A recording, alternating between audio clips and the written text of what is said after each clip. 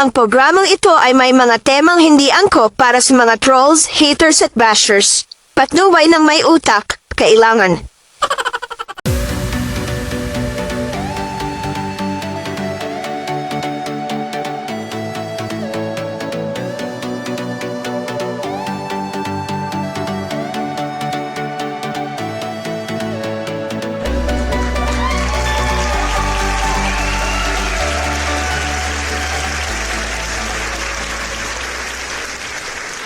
Welcome to another episode of Tara Kape. Mainit pa rin ang usapan about Ateneo at ongoing pa rin ang investigasyon tungkol sa pagkamatay ni Rene Bobet Baterbonia at ni Divine Adili. Hindi pa rin humuhupa ang galit ng bayan. Bakit? Yun ang tanong. For a very simple reason. Walang closure eh.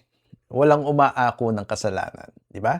Hindi man intentional, hindi man sinadya, pero may kapabayaan. At iyon ang cause ng pagkamatay ng dalawang bata sa kapabayaan. Walang umaamin kung sino yung nagpabaya di ba? Tuloy yung galit ng sambayan ng Pilipino. May isang article sa Philippine Daily Inquirer. Sabi ng mga Ateneo players, gusto nila maglaro sa UAAP at i-dedicate yung paglalaro nila sa dalawang teammates nila na nalunod sa kanilang team building. Di ba? Sabi ng article. Basahin ko sa inyo. If Ateneo players would have it their way, they would want to share their stories on what they all went through. And if allowed, honor gone too soon teammates Rene Baterbonia and Divine Adili by representing them on the UAAP court. The athletes want to tell their story, and to continue playing. This is who they are, shared by Benjamin Gerardo T. Tolosa Jr., the University Vice President for Mission Integration during the Ateneo Town Hall on Tuesday, as reported by the Guidon. Furthermore, sabi, kung mag-withdraw ang Ateneo sa UAAP, double jeopardy yun sa amin na mga players. Any decision you will make, kailangan kasama kami. Hihimay-himayin natin itong statement na ito. At sasabihin ko sa inyo bakit hindi feasible or reasonable itong gusto nila na maglaro at i-dedicate yung laro nila yung buong season kay Rene at Divine. Establish muna natin, sabihin na natin walang kasalanan ang mga players katulad ni Kiefer Alas at Sam Reyes, which would qualify them to honor their teammates, si Rene at si Divine, by playing basketball this upcoming UAAP season. Well, the fact is they will still be playing for Ateneo, di ba? Wearing Ateneo colors, representing Ateneo. Ang problema dyan, yung school may kinalaman sa pagkamatay ni Rene at Divine. It was an accident, yes. But it was also the school's negligence that led to the death of those two players. Tama? And up to now, no one is owning to that negligence. Walang umaako sa kapabayaan na nangyari Imagine, wala daw alam ang school sa team building na nangyari. Mga estudyante nila yun doing a school activity. Hindi nila alam. Anong nabasa natin sa news? The Ateneo de Manila University Office of College Athletics said it had no role organizing or approving the Blue Eagles men's basketball team building activity in the Paculao, Aurora on June 8, which ended in the drowning deaths of players Rene Clerc Baterbonia and Divine Adili. Alam nyo kung dinagdagan nila yung statement nila na yan, na all activities outside the school must pass through our office and must be approved by our office. This was a lapse in our system, a lapse of judgment, and for that we are very sorry. Di ba? May admission ng pagkakamali. When you say sorry, kailangan i-admit mo din, sabihin mo kung bakit ka nagsusorry. Kahit dito sa bahay namin pag may nagawang kasalanan yung mga anak ko hindi pwedeng basta sorry lang. The next question is, why are you sorry? Bakit ka nagsusorry? Iba yung I'm sorry sa aksidente sa I'm sorry sa aking kapabayaan. Meron admission of fault yung pangalawa. So, mas sincere.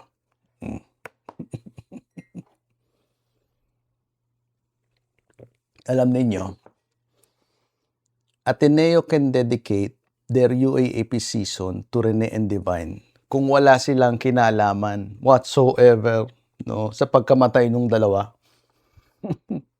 Namatay sa pangangalaga ninyo yung dalawang pobreng player. Tapos i-dedicate nyo yung UAAP season ninyo sa kanila. Ibang kwento kung ang pagkamatay nila nasa gasaan, may pumatay, di ba? Binangungot sa pagtulog nila yung dalawa. Yun, pwede ninyo i-dedicate bawat laban ninyo kay Rene at Divine. So, yung mga nanonood sa atin na hindi nakakaintindi, I would like you to put yourself in the shoes of the parents of Rene and Divine. Si Mrs. Batibornia, tsaka si Mrs. Divine. Mrs. Adili, di ba?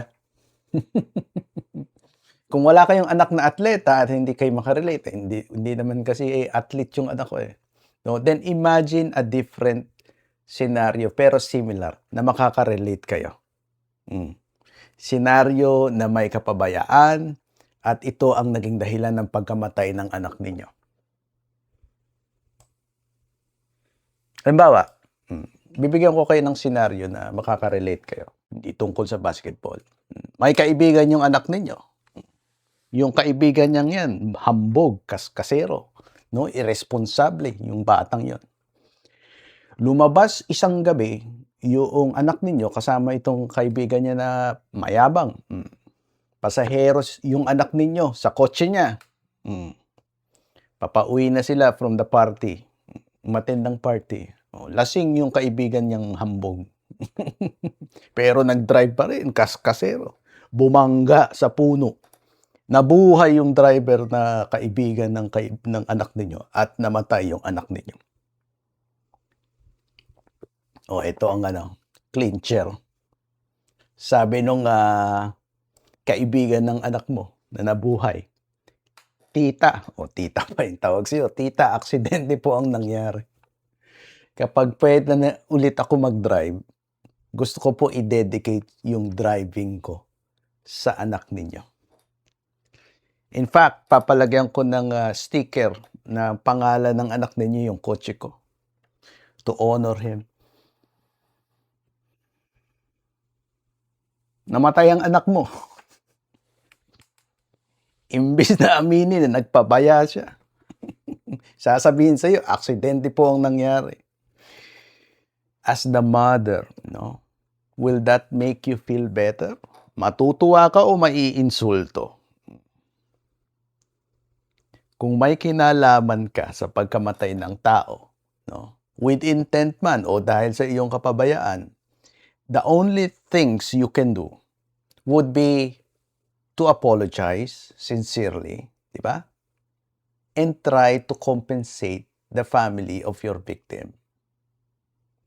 Honoring them is out of the question. Sorry. Sa sitwasyong Ateneo din naman ang gumawa.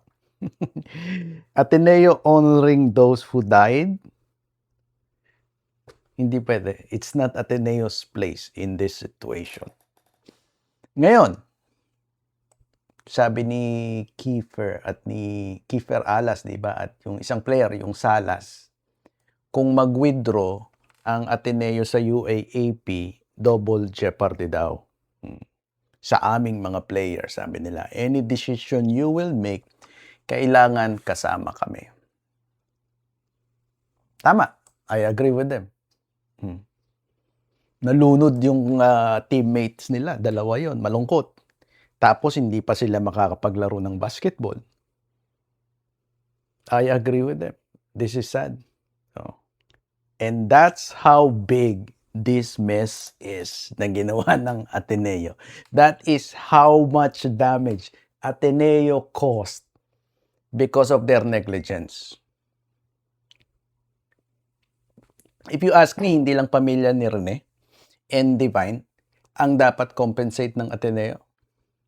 They should take a leave of absence from the UAAP and spend that time to take care and compensate the rest of the members of the Ateneo Blue Eagles basketball team. Diba? They don't deserve this. Itong mga bata na ito. The adults and the institution entrusted to teach, discipline, and take care of them failed them, and they failed miserably. At alam nyo ano pa? Ateneo, they could have shielded their players from hatred and death threats, from all these conspiracy theories, kung inako agad ng school, ng Ateneo, yung pagkakamali nila. Kung nagsorry agad ang Ateneo na nilagay nila sa peligro yung mga bata.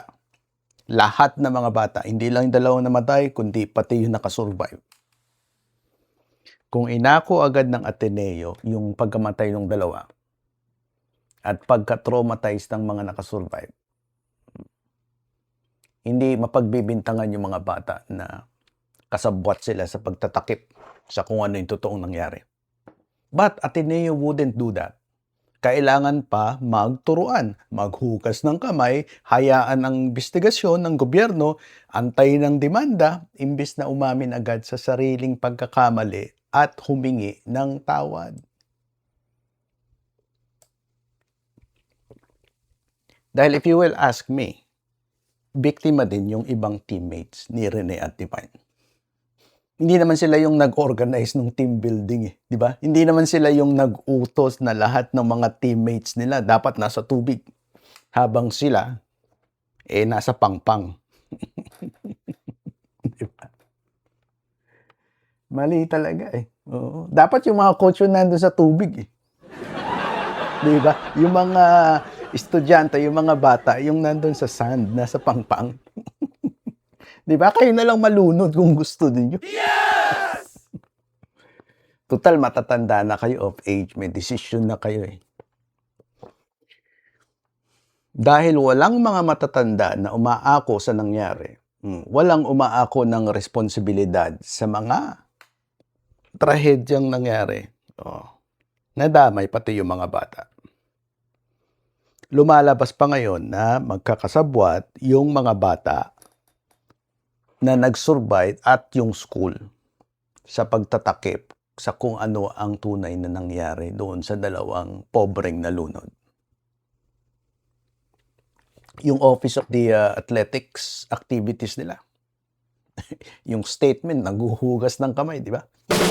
We did not approve this activity. Wala kaming alam dyan. Imbes na aminin na there was a lapse on their part, di ba? Judgment. Hindi dapat natuloy ito kung ginawa namin ang aming trabaho, di ba? Trabaho namin to make sure na alam ng school ang lahat ng out-of-town activities ng mga estudyante na nasa pangangalaga namin dahil ano man ang mangyari dyan, ano man ang mangyari sa kanila, kami yung sasagot. And up to now, wala pa ring umaako ng kasalanan, di ba? Madaming sorry tayong narinig pero blanket apologies. We failed you here, we failed you there, iyak-iyak. I am sorry here, I am sorry there, iyak-iyak. Pero walang umaamin na kung hindi dahil sa akin, buhay pa sana si Rene at Divine. Wala.